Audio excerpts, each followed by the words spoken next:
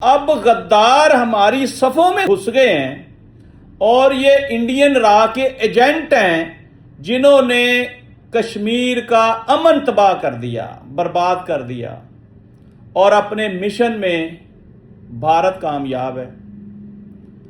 ہمیں یہاں پہ ہوش کے ناخن لینے ہوں گے۔ ہماری جو قوت ساز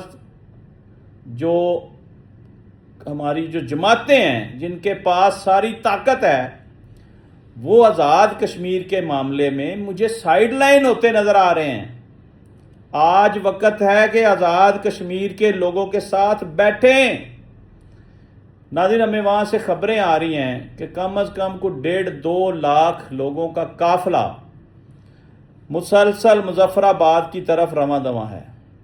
اگر اتنی بڑی تعداد میں لوگ وہاں جمع ہو گئے اور وہاں سے اسلام آباد کی طرف چل پڑے تو ذرا سوچیں کہ پھر نتائج کیا ہوں گے۔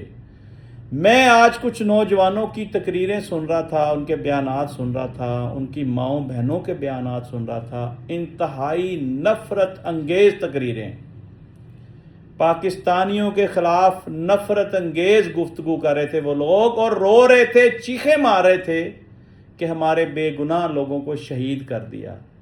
اور ہمیں سمجھ نہیں آ رہی ہمارا جرم کیا ہے، ہمارا قصور کیا ہے۔ ہم آزادی کی جنگ لڑ رہے ہیں 1947 سے۔ یہی پاکستانی ہر فورم پہ آزاد کشمیر کا مقدمہ لڑتے رہے ہیں۔ آج یہ ہمارے ساتھ کیوں نہیں کھڑے ہوتے؟ پاکستان کی 25 کروڑ عوام خاموش تماشائی کیوں بنی ہوئی ہے؟ کم از کم ہمارے حق میں کوئی بیان ہی دے، لیکن بیان نہیں آ رہے۔